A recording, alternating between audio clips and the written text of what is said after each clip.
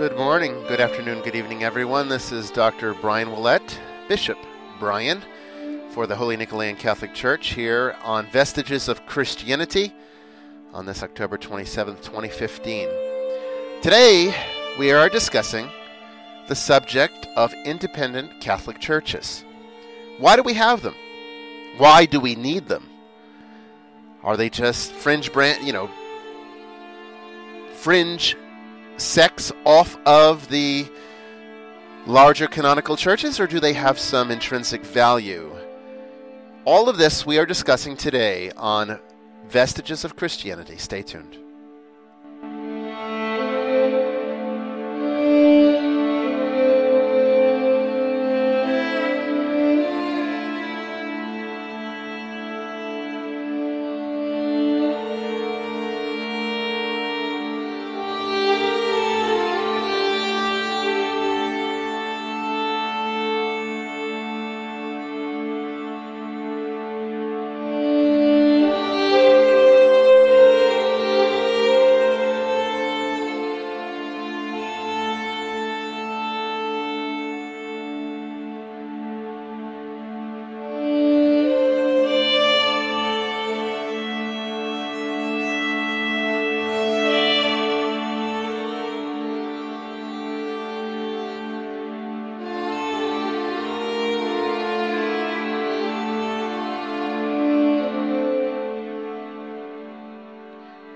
Once again, thank you all for joining me today on Vestiges of Christianity. I always appreciate the fact that those of you who tune in live and give me feedback, meet with me on Facebook to discuss various things that we talk about. I'm always very appreciative of that.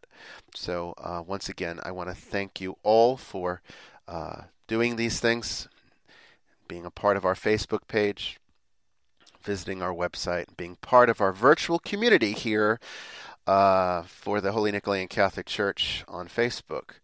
Actually, we're going to be talking a lot about that very thing today, because this subject is something that is a challenge for a lot of conventional Catholics, more of the traditional canonical Roman Catholics. And so when they encounter an independent Catholic church, they're not quite sure what to make of it. Most of the time, the opinion is negative, sometimes even hostile. In fact, a lot of the attacks that I receive I would say most of the attacks that I receive as a bishop, and anybody who's a leader of a religious community, no matter how big or small, and relatively speaking, the Holy Nicolean Catholic Church is very small. No one is immune, and everyone is being attacked by someone. That's just the nature of religion. It's the nature of human psychology. We tend to like to argue and force our views on other people and push our weight around. And nowhere is this seen more abundantly than in religion, unfortunately. It doesn't make religion bad. It doesn't make religion something that we should avoid or get rid of. It just simply means that we need to understand the power that religion can wield and to be able to use it intelligently. And that's hopefully what we're trying to do at the Holy Nicolean Catholic Church, which is a fully autocephalous Catholic Church. It is apostolic in the sense that it has full apostolic succession, 21 lines of it, 2 of which come directly from the Roman Catholic Church, and several others that can extend back to both Catholicism and Orthodoxy. And additionally, the Holy Nicolean Catholic Church has the freedom, and I should say that autocephalous means independent. It means under its own canons. We draft our own canons. We are not subject to the rules or authority of Rome, although I would say at least for the Holy Nicolean Catholic Church, as far as it's concerned, if the Pope rules on something, we listen very carefully to it, and we almost always adopt whatever that might be. We have very few exceptions between us in the Roman Catholic Church, and there's good reason for that. I'm going to explain some of that today, because one of the questions that we're going to be answering today is, why do we even exist at all? Why not just be a Roman Catholic? Or why would somebody want to be a Nicolaitanian Catholic? Why would somebody who is Roman Catholic want to come to a Nicolaitanian church and receive sacraments from a Nicolaitanian priest when they have the Roman Catholic Church, which is abundant all over the world and is, in their eyes, seen as the official Catholicism? And the nature of Catholicism being, one of unity, so therefore the unity of being under the Vatican, under the Pope, is important. And so when you look at the Nicolaitanian Church, you say, well, you don't have those things. So why do you exist at all? So let's talk a little bit about what the independent sacramental movement is. I'm not going to go into the history of it. It's too complicated. And it's very boring, actually. But suffice it to say, for the time being, there were disputes over the years. There always have been, various schisms and whatnot,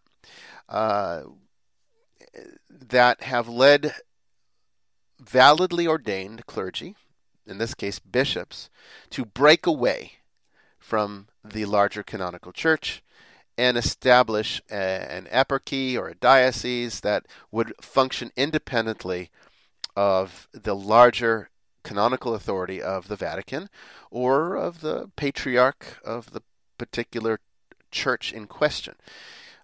In this case, we're talking about Catholicism, so we'll stick to Roman Catholicism. And there was a dispute in Europe many years ago, and that led an entire area to break away, and that created some independent bishops.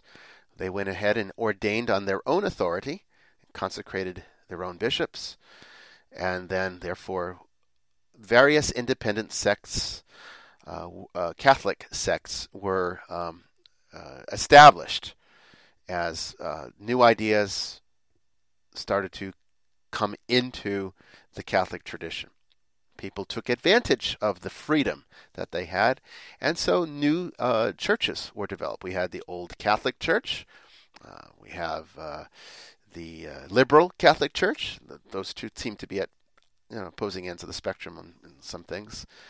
And, it kept going and going and going. Then various other churches started to acquire apostolic succession, because they would acquire a bishop that was validly ordained. And this continued on, all outside of the authority of Rome, all outside of Roman Catholic canons. Now, this has both positives and negatives, as anything in life does. So, I'm not going to sit here and say that everything in the independent sacramental movement is wonderful. Absolutely not. In fact, I am probably the one of the largest, most vocal critics of the independent sacramental movement, or the ISM, because there are so many abuses that it has introduced to Christianity and the Catholic tradition, that I can understand why a traditional Roman Catholic, who's never broken away from Rome, whether they be clergy or laity, would be skeptical and even maybe somewhat hostile towards the independent churches, because of what so many of them represent.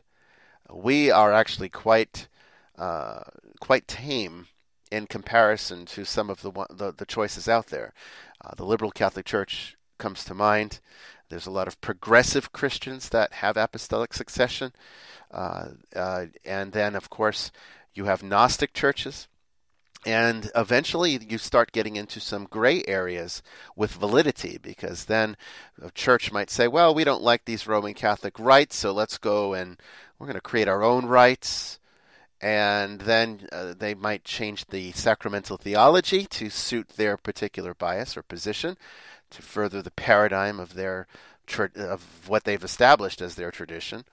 And then before long, you have to start to wonder whether or not the bishops they have were validly ordained or consecrated, even though they might have apostolic succession validly, if they did not use valid rites, if they did not have valid intention during the ritual, if they did not know how to have that intention, it could all lend itself to invalidity. So there's problems here, and that is some of the dangers that come with being outside of the union of Rome. And that, of course, leads Roman Catholic laity to be very, very wary of independent priests and bishops like myself. So let's talk about some of the pros and cons here. So I'm going to go back and forth. We'll have a little bit of fun with this, and I hope you enjoy the information because it's something that I think Roman Catholics in particular need to hear, need to listen to. So please, pay attention to what we are about to discuss here. Okay? All right. So what's the biggest reason? Why did I? Because most of you know that I started out as a Roman Catholic seminarian for the Diocese of Palm Beach, Florida. I entertained contemplative monasticism and missionary work, but I settled eventually on diocesan priesthood at that particular moment in time and entered seminary. I was accepted by the Diocese of Palm Beach, and I went to seminary, and I didn't stay there very long. I actually left quite quickly because of so many of the abuses that I was already seeing as part of what would become a larger problem within the Roman Catholic Church, and thus would lead eventually to my decision to leave the canonical church altogether and seek out alternatives like in the independent sacramental movement. So let's talk about some of those pros and cons, okay? So one of the pros, and the biggest pro for me, one of the biggest reasons I wanted out of the canonical church was because I had grown completely fed up with the dogmatism and the corrupted politics of the larger church. And I think that this is not something that is how can I say this? I don't think this is something that's an obscure reason. In fact, I think a lot of Roman Catholics feel this way, not inspired enough to leave the church over it, but have grown weary of having to deal with the dogmatism. And let's be quite clear, the church has become far more dogmatic in recent years than it was even when I was a Roman Catholic seminarian. Today, I'm seeing these traditionalist Catholics, they don't even like the Pope. He says something that is middle of the road, moderate, and they just jump off the deep end and lash out at him. And it wasn't like this, at least to this degree, when I was in the Roman Catholic Church, although it was certainly starting. And the climate of people's fervor ebb and flow in Catholicism. It has gone on for the last 2,000 years, and it's not about to change. But there is something very different about the kind of things that are taking place within Roman Catholicism today that were very disconcerting to me. And I do not want to get into all of it, because it's actually another show. But there were things about some very liberal views on abortion. There were some, very questionable things going on at seminary that, without going into the details, made me very discouraged and wondering if I had made the right decision to become a priest at all. But see, the thing is that we don't choose priesthood. There are a lot of people who think that's how it works, and they try to become a priest and they fail. But priesthood chooses you. In fact, I'd like to say that priests are not made, they're born. And consecration or ordination, doesn't make them a priest as much as it awakens their latent nature that they were born with. So priesthood, I think, is something that we are by our nature. You either have it or you don't. And so I always felt it And I responded to it. And even when I left the church, I still found a way to respond to that vocation. It was just that important. Fortunately, the independent sacramental movement was there for me. And, even though I burnt my bridge with the Roman Catholic Church by leaving seminary, they never really wanted me back after that. And honestly, I didn't really want to go back after that. I found an alternative. And it allowed me to accomplish my vocation. So you could say that that's one of the pros, is that it's a lot more streamlined than what you're going to find in the Roman Catholic Church, the larger canonical church, okay, or even Orthodoxy. The bigger churches require much more stringent rules on how one becomes ordained. In fact, in Orthodoxy, forget it. You can't, even if you feel a vocation, nobody takes it seriously until the entire community recognizes within you that vocation, and then they will step forward and say, "Hey, we would like to consider that you may have a vocation to priesthood," and then they approach you, and then you kind of discern with the entire community. In Roman Catholicism, it doesn't work quite like that. It's more like you approach the diocese and say, "I think I have a vocation." The vocation director calls you, you kind of work it out, and if he feels that there's something viable there, he sends you on in the process, and he's kind of there to guide you through it. So it's a little bit more like applying for a job, but again, the vocation must be there. The call from God must be there. And even, the Roman Catholic Church recognizes this. So in the independent sacramental movement, you don't have to go through, in many cases, 5 to 8 years of college education. A person could be, in fact, I've seen in the independent sacramental movement people who do not even have college degrees getting ordained into the priesthood. That is not something that I would recommend. In the Holy Nicolean Catholic Church, my church, we do require at least a bachelor's level for priesthood. We don't require a master's of divinity as the larger churches do. So again, it's a little bit easier to become a priest. It's a little less formal. We don't have the resources for a big seminary like the larger churches do. So, we do a mentorship seminary. There's still classes, there's still homework and lessons and tests and research papers and all of the traditional things that you would expect, but it's more of a correspondence type of course, and it's more one-on-one, and there's no real set curriculum. We just kind of work through important things that need to be dealt with so that the proper formation process takes place for the candidate in question. And that's how a lot of these independent churches work. Some are more severe than that. Some are far more easy. I've seen independent churches where anything goes. I've seen independent Catholic bishops selling. Pay me $1,000, and we'll say that you went through seminary, and we'll consecrate you to be your own bishop. Yes, that happens. That's one of the abuses. One of the reasons why conventional Catholics are wary and very suspicious of the independent movement, because they are aware that things like that go on. And so, how do you know who to trust in the independent sacramental movement when you have such a spectrum of discipline? How do you know which churches are doing it right and which churches have fallen astray? And, if you have any deviations, it can be even more difficult. Like for us, for example, we're not just an independent Catholic church. We are also an esoteric Christian church.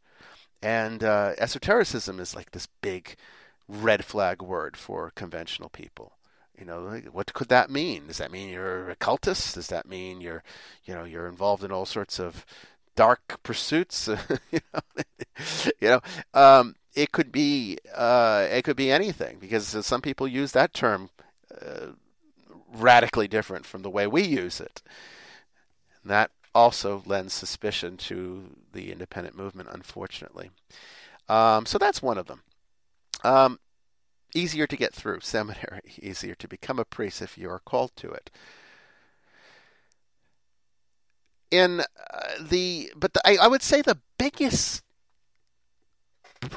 positive reason for why the independent sacramental movement should exist and why a church like the Holy Nicolaitan Catholic Church should exist is because we are reaching people that the larger canonical church has ignored or forgotten because they are become so dogmatic. These people who fall through the cracks don't have anywhere left to go. And if their spirituality is Catholic in nature, what are they to do? They don't have a choice. So, for example, our outreach, and I've talked about this on this show before, our outreach is exorcism ministry. We go looking for helping people who are having what they believe to be the events in their lives or in their homes that might be of a paranormal or demonic nature, and we go and investigate and help them resolve it. So we do what I call spiritual problem resolution. Some people call it deliverance ministry. Some people call it exorcism ministry. It's all the same thing. And we, are able to help people that the Roman Catholic Church wouldn't even talk to. I had a lady that we helped not too long ago whose husband was Roman Catholic but was no longer part of her life, and she was hoping to convert, but the marriage did not work out before she was able to fully become a Catholic. And so, here she is having a basic Catholic spirituality, but not feeling comfortable to go to the Catholic Church on her own. And now being faced with what could be demonic activity in her place of residence. And so therefore, she was able to call our order and contact our church and get the kind of help that she needs, which involves sacramental help as well as being able to perform the rites that are necessary to resolve these spiritual issues that are being reported in her life. And the Roman Catholic Church, if she had called, they would have probably hung up on her.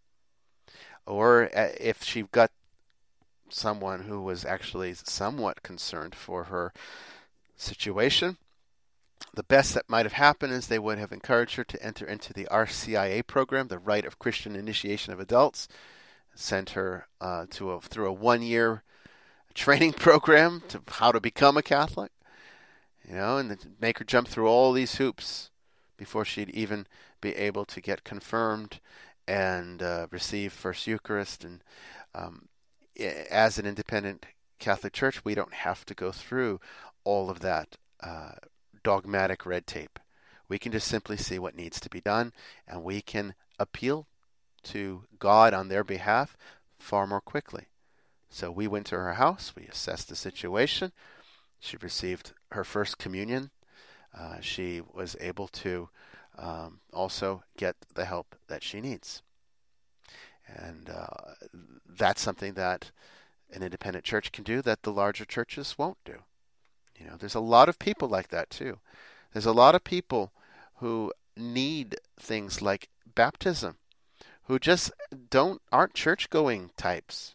They don't want to commit to a weekly church routine for whatever reason. Should they just be deprived of the grace of baptism? Well, the Roman Catholic Church seems to think so.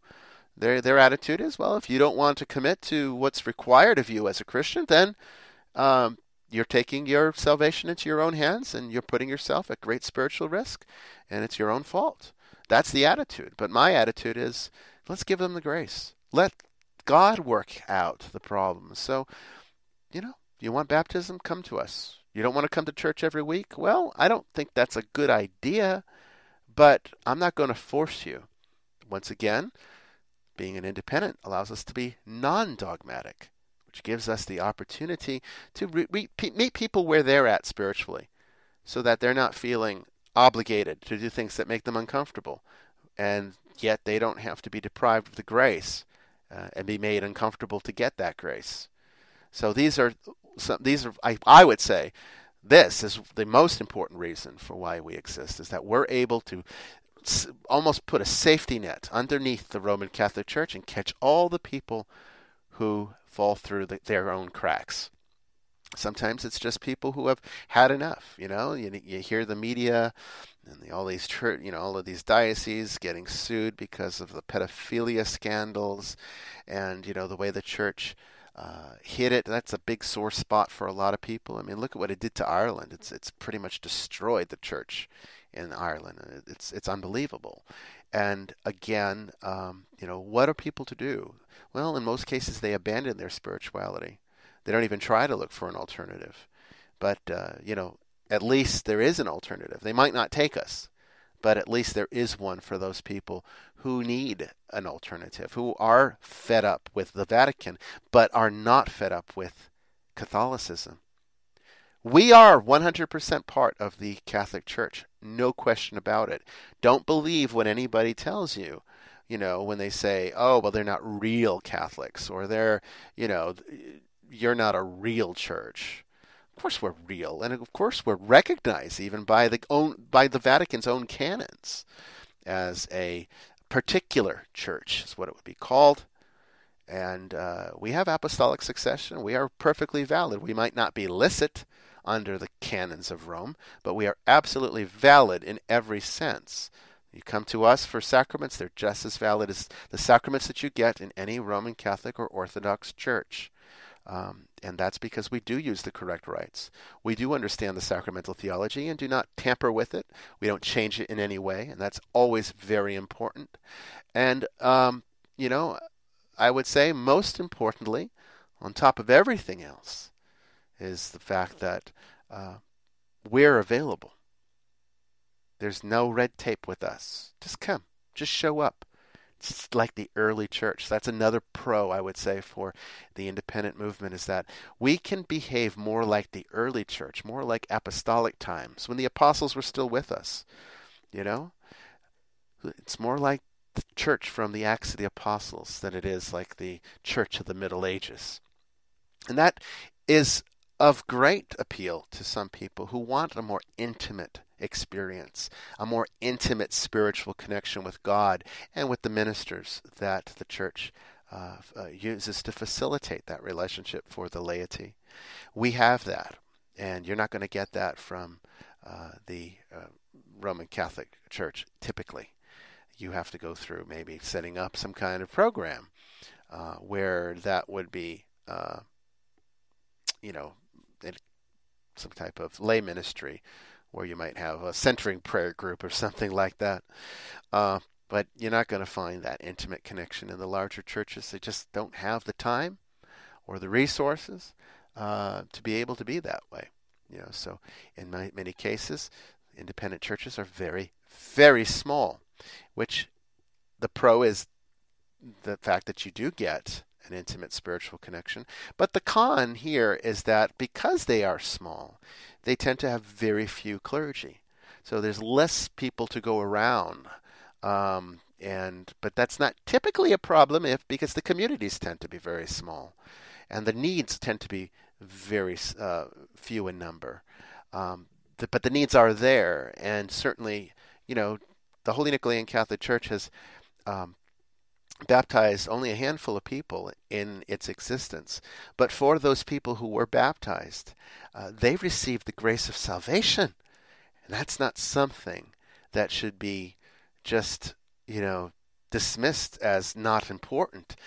There's a very good chance that those people would have never sought out baptism. But because they happen to know about us and it happened to be very easy, they received that grace. And that's a wonderful thing. Just like in the apostolic times. No RCIA program, no long training. Just come and get the grace of baptism. The training we save for the sacrament of confirmation. So if people really want to go deeper and mature within the Christian faith, the sacrament of confirmation is there for them, and we offer it. And there is catechesis for that. But not for baptism. No, it's never deprive someone of the grace of baptism. And since the Church encourages the baptism of infants so that the grace of salvation is present in their lives from the very beginning and they're not at any spiritual risk, why can't the same be for adults? So we have an open baptism in the sense that it is as free as it is for infants. No training involved. Just come and get the grace of God. That's all that's necessary. And so those people now have that grace because of an independent church like ours, whereas before they probably would not have had it, and their salvation would have been put at great risk. That's a big, big thing. But yes, fewer clergy, not usually a problem unless the community grows. But then again, it's assumed that if the community is growing, you could draw from your community to increase your clerical ranks, and ordain some deacons, and then grow from there.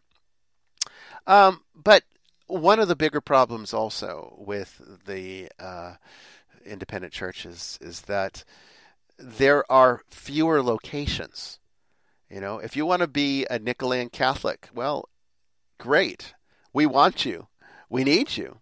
But if you're not comfortable with just learning things online through our Facebook pages, through our website, through this radio program, then if you want to receive the sacraments of the church, well, you're going to have to be in the Atlanta, Georgia area, because that's the only place we operate. We don't have we used to have more locations. We had a location in Canada once. We had a location in California, but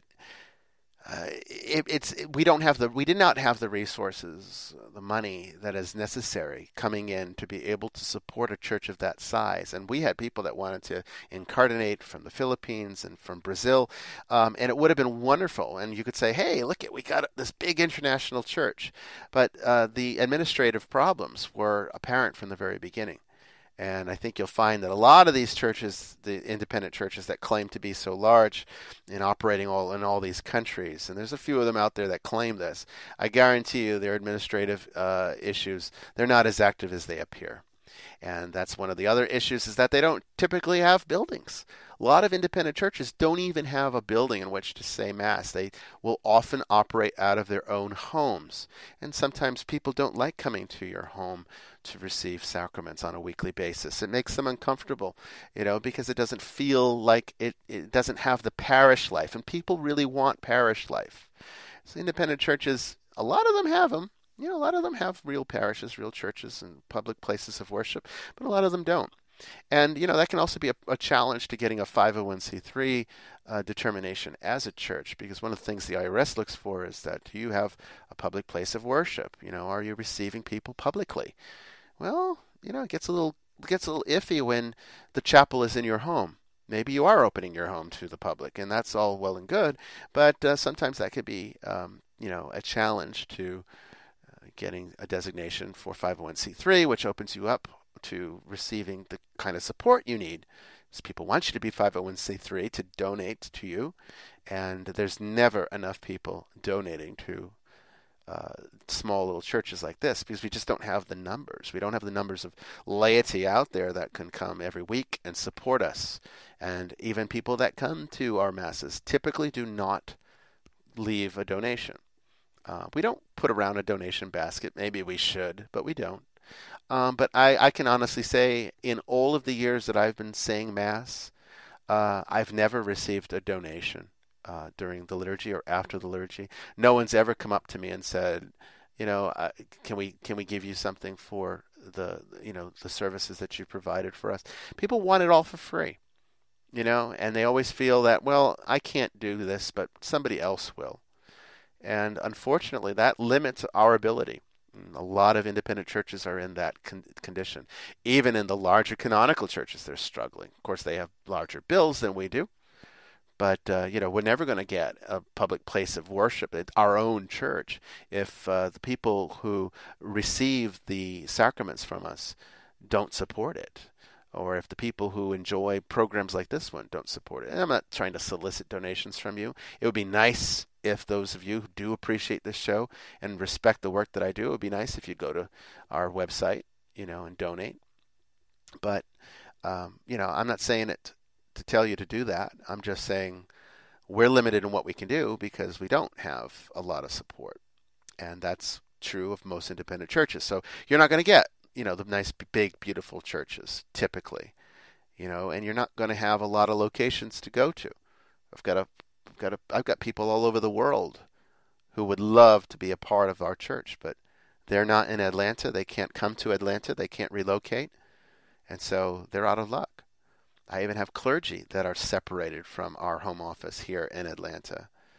And and they can't, it's a challenge for them to even receive the sacraments because they live, halfway across the country.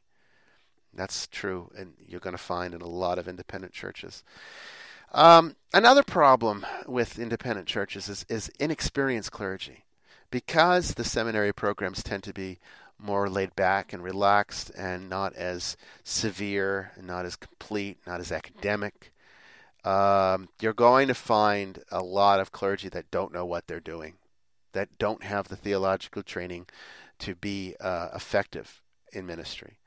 They might not even understand, the liturgical practices. And maybe their bishop wasn't very versed in, what needs to be done to be a Catholic bishop. And so therefore the clergy suffer when they're ordained and they don't have the background they need to be effective. It's not just a spiritual office. There is a training required to be effective as ministers. And if the independent church is not offering that, then, it doesn't go very well. And that's something that, again, is a challenge that I would be just as, I would say that the canonical churches are justified in being wary because of things like that. Another issue is radical theology. Oh my goodness. When you fall outside of the canons of Rome and you're no longer subject to the authority of the consolidated power that is Rome, that might seem like a great thing in theory, but it lends to every abuse you can imagine. So now what do we have? We've got independent churches that are ordaining females to the priesthood, to the episcopacy. We even have that in the larger canonical churches now. There's some Episcopal churches that are doing it, very liberal churches. But it's mostly happening in the independent churches. And there's no sacramental theology that supports that. I've done a lot of research on it. I've tried to find a precedent for it. And while there seems to be, certain things that could be extrapolated from history that might suggest that it could be done, the church has taught that it can't be done. And I know a lot of you probably listening to this right now getting all infuriated with me because, if you are into my program, if you're into this church, and probably you're on the fringe, you probably don't like some of the theology of the Roman Catholic Church, and you're hoping that we are going to be different. Well, when it comes to sacramental theology, we take it very seriously. We don't believe in changing what the Roman Catholic Church has established. So as far as sacramental theology is concerned, we keep it consistent, exactly the same as the Roman Catholic and Orthodox churches. We don't tamper with it, as I said earlier in this show. So that means we can't ordain females to the priesthood unless an ecumenical council were to get together and decide that, okay, this is how it can be justified theologically, this is what we should do, and then they move in that direction. But that hasn't happened. But outside of the canons of Rome, people just do what they want anyway. So you have churches doing that. Same thing with gay marriage. That's another big one, another one that I'm sure a lot of you are going to be very upset with me for saying. But you cannot have gay marriage. It's no such thing as it. It's sacramentally impossible to marry two people of the same gender. It cannot be done. And so this church, the Holy Nicolean Catholic Church, does not do that. But you have independent churches that don't care about sacramental theology, and they do whatever they want. You've got progressive Christian churches out there that claim apostolic authority, and they are saying that Jesus didn't even die on the cross for your sins. They're saying that he was just this, real cool teacher, like a Buddha or something. It was just out there to teach you. But that the act of him dying on the cross was a tragedy that should have never happened. I've heard this from progressive Christians. They don't even understand the nature of their own theology because they don't have to. There's nobody holding them accountable anymore. When they're under their own authority, they can do what they want. So that can be a good thing for people like us in the Nicolean Church. That gives us consolidated control, which means that we can be very specific about our intentions and draft our canons very much according to what we feel is allows us to perhaps give a more relevant Christianity to the modern world. So we don't change the sacramental theology, but we do have some differences. One of our big differences, I guess you could say, is, well, look at pro-choice, okay? Pro-choice and pro-life. The Holy Nicolean Catholic Church is pro-life. We are very much against abortion. But if a woman were to get an abortion, we're not going to deprive her of the sacraments. We're not going to excommunicate her because she did this heinous act. And we agree it's a heinous act. But she needs the grace of God then more than ever, right? And so in the Holy Nicolean Catholic Church, we would work to get her right spiritually. We wouldn't excommunicate her and punish her. We're going to work with her more abundantly. And she needs those sacramental graces more at that point in her life than if she had done everything right. That's one example. So our canons are a little bit different there. We agree that we're against abortion, but we disagree with how we treat somebody who's had an abortion. And being an independent church gives us that freedom. So that's a pro and a con. I hope that clarifies a lot of what independent, what the independent movement offers, some of the risks, some of the dangers, but also some of the benefits. We do hope that you recognize those benefits and that you support us. Go to esotericcatholic.org. That's our new website address, at esotericcatholic.org or Nicolean.org. Either one will get you to us. And please, if you can support us, if you have the ability to give some expendable cash, throw it at our ministries. The church needs it, particularly for its outreach. We get a lot of people who are contacting us out of our jurisdiction who believe there might be demonic activity in their homes or in their lives. And we can't do anything because the order doesn't have people in those locations. We're the closest ones, but they're so far away it requires overnight visits, requires hotel and gasoline. We're a larger group of people that go on these investigations, not just me. It's me and my team. They need, some support. Otherwise it comes out of their own pocket. So please understand that we do a lot of work. We need your help. We need your support in order to be able to continue to do it and expand our work to reach more people. Being an independent church definitely has its advantages, but the disadvantages are very real. And so hopefully today we've enlightened you on that. If you are a Roman Catholic, please don't criticize the independent movement. I used to be one of those too that did, but now I understand its value. We do serve a function. It's great that the canonical church is where you belong, but some of us fall through the cracks. The Holy Nicolean Catholic Church is there to help pick up those pieces. Until next time, everyone, this is Bishop Bryan Ouellette. Take care, and we'll see you next week.